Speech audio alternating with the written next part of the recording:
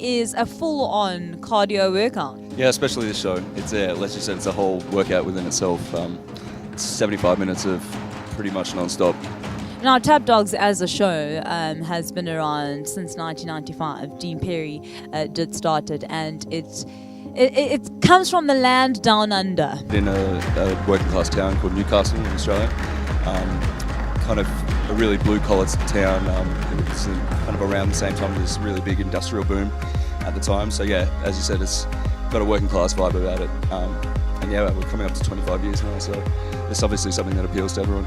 Certainly, and with lots of accolades to match, you just need to do a lovely Google search and you'll be able to see all of the awards that this production has won. But working class is obviously something that is very evident in terms of the set design as well as the regalia that you guys wear. It does look like you are at the docks some of the times or in the mines or something to that effect. So take us through the theatre part, not just the dancing, but the acting that is involved in being in such a big production. Yeah, well, obviously the creator, Dean Perry, was a fiddler and turner by trade back in the day, so obviously he drew a lot of inspiration from that experience into the show. But he was also a professionally trained dancer as well. So obviously there's a lot of theatrical elements involved as well. Being a professional theatre show.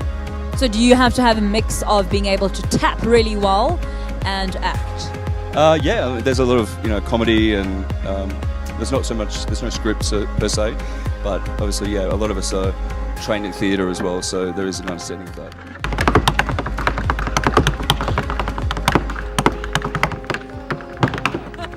AJ, welcome to Hot TV. Thanks for having us. It's such a pleasure, and I call you the captain because you have somewhat of a lead role in this production. Tell us more about what it is that you have to do. Well, in addition, I'm the foreman, the lead role. The show is based around a job site or construction site, and every construction site has a foreman that just kind of keeps everything on track, keeps the guys in line, makes sure everybody gets to the right place at the right time.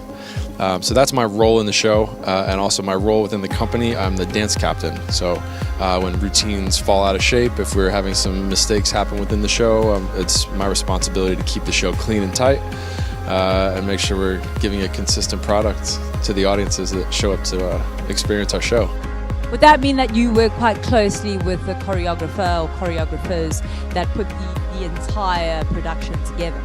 Yes, for the first couple of weeks, we're still at the beginning of a world tour. So the choreographer, Dean Perry, came in along with his associate, James Doubtfire, and we helped get the show off the ground. Dean Perry choreographed it, but throughout my 17 years on and off with the show, I'm the one that's responsible for keeping the show neat and tidy for the next however long we're on the road.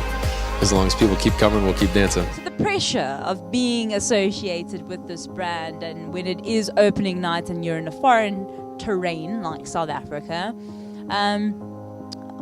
what's the mental, let alone the physical, requirement for that? A luxury that we have with this show,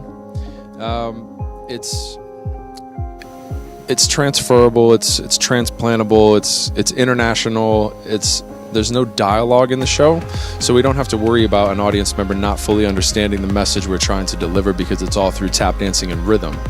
There's no script. You don't need to speak any particular language to appreciate the show. Everything we're doing is relayed through rhythm and dancing in all sorts of approaches on all different kinds of surfaces.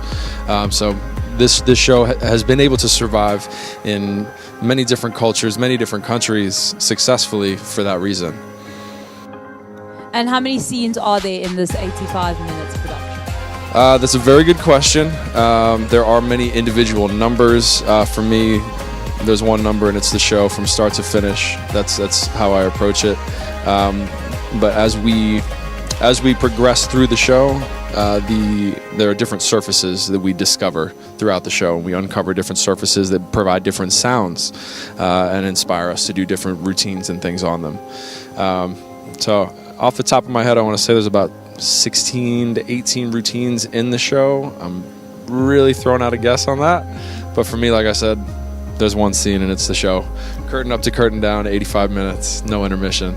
With added lighting as well, which obviously adds on to the whole performative aspects of it, and music. Yes, we have 2 female percussionists up in our band towers up here that are the pulse for us. They contribute an incredible presence to a good portion of this show, visually and audibly. They keep us on track.